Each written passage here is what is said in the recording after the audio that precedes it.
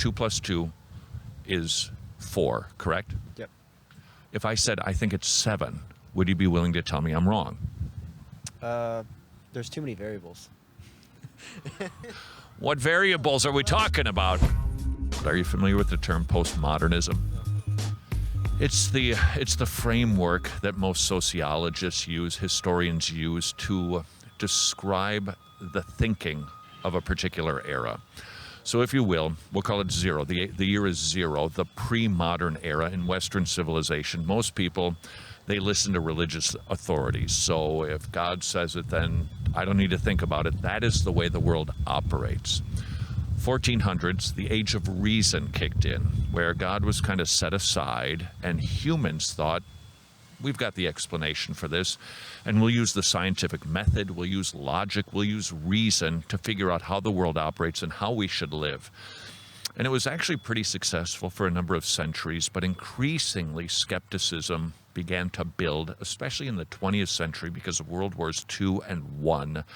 A lot of death, the bloodiest centuries ever, and humans got the sense maybe we don't have a handle on how the world operates, which ushered in the postmodern era, mostly with French philosophers like Derrida and Foucault, who taught truth isn't knowable.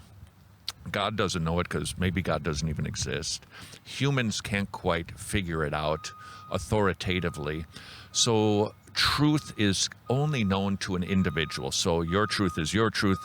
My truth is my truth. Your truth can be different than my truth, but we can both be right. That's the postmodern era. Here's why I think that's problematic. Your generation has been taught there's no absolute morality, no absolute truth. And yet I think everybody has a sense that there is right and wrong. And I think that causes a great deal of dissonance inside of people. So if your teachers tell you there's no objective truth, it's not knowable, yet you don't live in that world. So you had grades that were given to you. You were marked with wrong answers, even though you're told there's no right answer. There's morality. You're told there's no morality, but you know things like genocide and murder and rape are terrible things, and yet you're told really nobody can judge anybody else. And I think that just causes a great deal of confusion about the way the world operates. Your thoughts on that little diatribe? Okay. So I feel like everything's subjective to the person, but it can all be different because, say, this government, the United States, has a bunch of laws against certain things, but if there's no status, or there isn't a status quo, then there shouldn't be like right and wrong. You know what I'm saying? Yeah. So when you said truth is subjected to everybody, that's very classic postmodernism. Truth is subjective. But see, here's the deal. If I said to you right now, I think that you're swinging in a banana peel, you tell me that my observation is wrong, correct? Yes. Yeah, but then I could say to you, no, it's a banana peel because that's my subjective truth. But you'd go, well, you're not right. I'm not swinging in a banana peel here. It's a hammock. That's what I'm talking about, that you're told to think one way, but reality tells you something different. So for instance, clubbing, let's say I went with this microphone and I just started clubbing students on the head. A postmodern can't tell me I'm doing anything wrong because there's no objective truth. But you would know that I'm doing something wrong because intuitively you realize you shouldn't be hitting people on the head with a microphone. That, I think, causes a lot of confusion for your generation. I'll let you respond. Yeah, and I think that goes back to like what your parents teach you and the area you grow up in. Like, I live around the Rome area, a little south of Rome, and that's so different of an environment than where I grew up around here. And that's part of the reason, like, we moved, and then I wanted to come back here because of the environment. And it's so different from person to person. And you hear on social media and from the news and stuff like that how people are raised and how it's so different. Yeah. Let me just press on it for a second. 2 plus 2 is 4, correct? Yep. If I said I think it's 7, would you be willing to tell me I'm wrong? There's too many variables. What variables are we talking about here?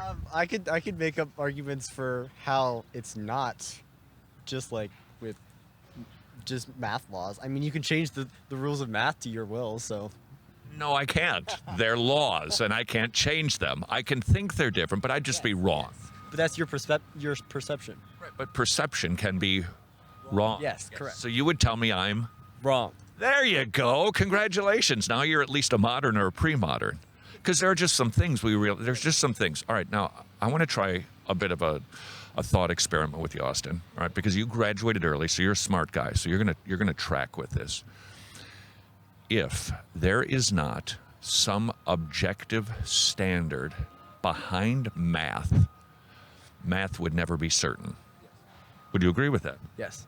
What is the standard behind math that is always constant and certain? Just the laws that we learn in school. Well, those are the things that we identify. I grant you that. But those laws are arbitrary unless there's authority. Okay? So, for instance, if you're driving down a country road, there's no speed signs at all. You can do 80 because there's no law to tell you it's wrong. And even if somebody yells at you to slow down, you can say, that's just your preference.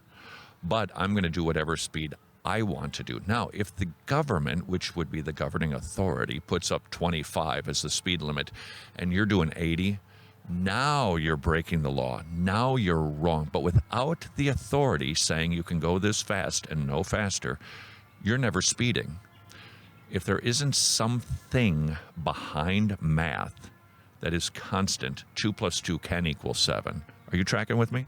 Yeah. So here's my question then. What do you think is the constant behind math? I guess that's just the laws that were established before we came that have been universal throughout the world. All right, but any laws that we have today are established by someone or something, an authority. So who do you think established those laws? Our ancestors? Are you asking for a particular person? Well, a person can identify the laws, but they are not laws unless an authority has deigned 2 + 2 is always 4. So my question would be, if that's true, and I think we realize it is, who's the authority behind laws of math? The leading figures in mathematics right now. But they don't make the laws. They identify them.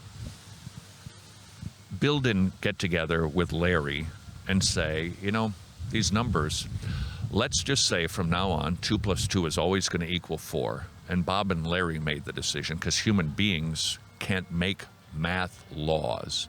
And yet math laws exist. Bob and Larry can identify them, but they can't write them. But we know that these laws are written because every time we add 2 and 2, it is always 4. So this is kind of a philosophical exercise.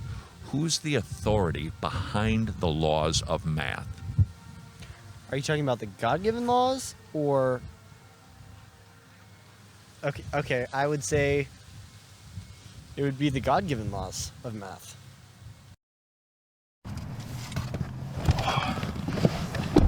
Hey, I'm Todd. I'm going to be your Uber driver. What's your destination? 2054 Kemple Lane. No. Your eternal destination. The liberals, they brought in Pelagianism. It's the old Sabellian heresy, denying the Trinitarian Godhead. 3 persons, 1 God, not to the Sabellians. No. They would say that it's actually just 1 God. Please, somebody! Stop it!